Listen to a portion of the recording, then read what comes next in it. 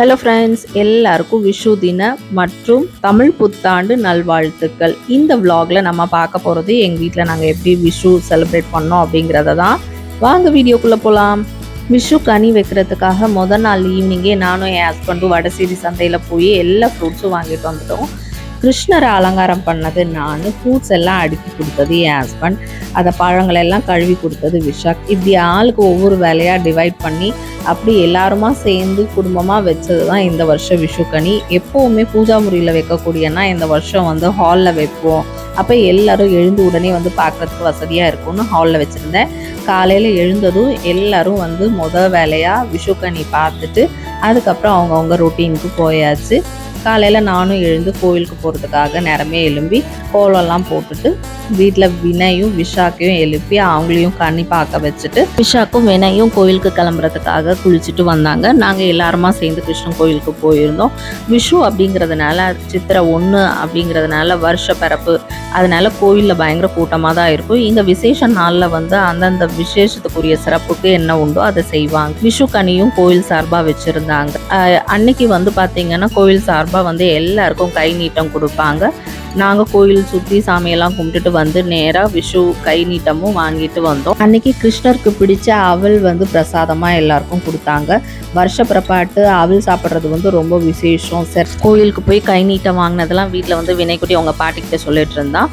ஒரு நேர்ச்சைக்காக அன்னைக்கு வந்து பிள்ளையாருக்கு வந்து செதற தேங்காய் விஷாக் உடைச்சான். என்ன நல்ல நாள் ஆட்டு நம்ம வீட்டில் ஒரு ஸ்வீட் செய்யலைன்னா எப்படி அப்படின்னு சொல்லிட்டு ரெடிமேட் பாலடை மிக்ஸ் வாங்கி வச்சுருந்தேன். மில்க் மைட் யூஸ் பண்ணி அன்றைக்கி வந்து பாலடை பாயசம் தான் பண்ணியிருந்தேன். மார்னிங் பிரேக்ஃபாஸ்ட் வந்து தேங்காய் சட்னியும் தோசையும் ஊற்றிருந்தோம். இதை நான் ரெடி பண்ணிகிட்டு இருக்க கேப்பில் வந்து அவங்க அப்பா குளிச்சுட்டு வந்திருந்தார். வந்ததும் எல்லாருக்கும் அன்றைக்கி கை நீட்டம் கொடுக்க அவர் ரெடி ஆயாச்சு. நானும் அவசரமாக அடுப்பை ஆஃப் பண்ணிவிட்டு நானும் ஓடியாச்சு கை நீட்டம் வாங்குறதுக்காக. நிறைய காசு வருதுன்னா யாருங்க விடுவாங்க? கை நீட்டம் அப்படின்னு சொல்லிட்டு எல்லார்கிட்டையும் பார்க்குற எல்லார் கையிலையும் இருந்து பைசா வாங்குறது தான் வேலையாக இருக்கும்.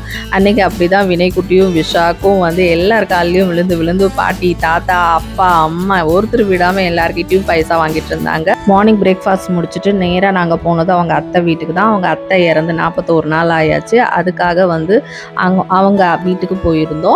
அங்கே போன இடத்துல எல்லா குட்டி பசங்களுக்கும் வந்து என் ஹஸ்பண்டும் அவங்க அண்ணாவும் கை நீட்டம் கொடுத்துட்டு இருந்தாங்க. பொதுவே ஒரு உறவுகளோட இழப்பு அப்படிங்கிறது வந்து யாராலையுமே காம்பன்சேட் பண்ண முடியாது. அதை வந்து மறக்க வைக்கிறது அப்படிங்கிறது நம்ம வீட்டில் இருக்கக்கூடிய குட்டி பசங்களோட சிரிப்பும் அவங்களோட கள்ளங்கபடமற்ற அன்பும் தாங்க. ஆமாம், இந்த குட்டி பசங்களோட சிரிப்புலேயும் இதுலேயும் தான் வந்து அவங்க அத்தை இறந்து 41 நாள் ஆச்சு அப்படிங்கிறதே வந்து அந்த சோகத்தையே மறக்கக்கூடிய நாளாக அந்த பிள்ளைங்க எல்லாருமா மாற்றிட்டாங்க. இன்றைக்கி அப்பாவும் அம்மாவும் வந்து பசங்களுக்கு மட்டும் இல்லை, எங்கள் எல்லாருக்குமே வந்து கை நீட்டம் கொடுத்தாங்க. எல்லாருமா சேர்ந்து ஒரு இடத்துல இருந்து அன்னைக்கு விசேஷம் என்ன தேவையோ எல்லாம் செய்து மதிய சத்திய சாப்பாடு சாப்பிட்டது அப்படிங்கிறது வந்து ரொம்ப சந்தோஷமாக இருந்தது.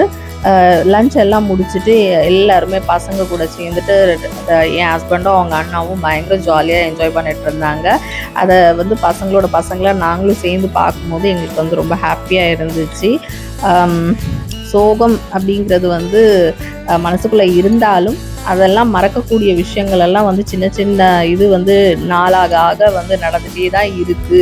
மாற்றம் அப்படிங்கிறது வந்து வந்துட்டே தான் இருக்குது அப்படின்ற மாதிரி இருந்துச்சு. அன்றைக்கி ஈவினிங் வந்து டிஃபனுக்காக இட்லி, தோசை, வடை, உண்ணியப்பம் இதெல்லாம் வச்சு எல்லாருமா சாப்பிட்டுட்டு அவங்கவுங்க வீட்டுக்கு கிளம்பியாச்சு.